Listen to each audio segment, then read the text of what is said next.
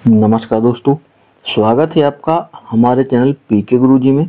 आज के अपने इस वीडियो में हम मैथ का एक प्रश्न डिस्कस करेंगे। तो जिस प्रश्न की हम बात करेंगे, चलिए उसको देख लेते हैं। तो प्रश्न कह रहा है कि 1.21 और 0.09 का मध्यानुपात क्या है। ठीक है, हमें इसका मध्य अनुपात बताना है कि क्या है। तो जब हमारे पास दो नंबर दिए जाते हैं और हमसे मध्य अनुपात पूछा जाता है तो उसको हम x मान लेते हैं। उसको लिखा कैसे जाता है, जो 1.21 है ये हमारा आगे जाएगा, इसके बाद हम अनुपात लगा देंगे, फिर लिखेंगे x को। ठीक है, और फिर हमने यहाँ पर लगा दिया समानुपात, फिर से लिखेंगे हम x को और फिर अनुपात, फिर लिखेंगे दूसरा वाला जो नंबर है उसको। ठीक है, तो ऐसे इस सवाल को लिखा जाता है।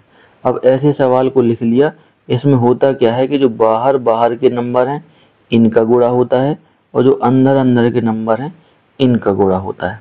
तो x का जब x में गुणा होगा तो क्या हो जाएगा, एक्स स्क्वायर हो जाएगा। ठीक है, क्या निकलेगा, यहाँ से एक्स स्क्वायर निकलेगा और यहाँ से ये नंबर तो थे ही 1.21 गुणा 0.09।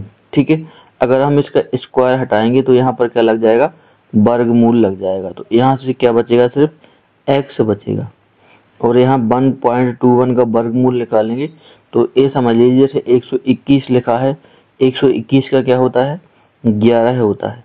अब जब पॉइंट वाले सवाल होते हैं तो इसमें 2 डिजिट बाद है, तो 11 में हम 1 डिजिट के बाद लगाएंगे, यानी 1.1 आएगा। ऐसे ही यहाँ पर नंबर लिखा है 9, 9 का वर्गमूल होता है 3, लेकिन 2 डिजिट के बाद है तो हमारा जो आंसर आया होगा वो 1 डिजिट के बाद उसमें पॉइंट आएगा, 0.3 निकल के आएगा। अब 11 गुणा 3 करते हैं तो होता है 33। ठीक है, ये सिंपल सा गुणा हो गया, लेकिन 1 डिजिट के बाद पॉइंट 0.3 का है और 11 में भी 1 डिजिट का पॉइंट है, तो 2 डिजिट के बाद हमें पॉइंट लिखना पड़ेगा, यानी आंसर जो आएगा वो आएगा 0.33। और ये हमारा ऑप्शन जो है वो हो जाएगा बी नंबर का करेक्ट। ठीक है, तो ये सिंपल तरीके का सवाल था, इसको आपको इसी प्रकार से लगा लेना है और फटाफट आपको आज का आंसर मिल जाएगा। थैंक यू दोस्तों, इस वीडियो को देखने के लिए आपका बहुत बहुत धन्यवाद।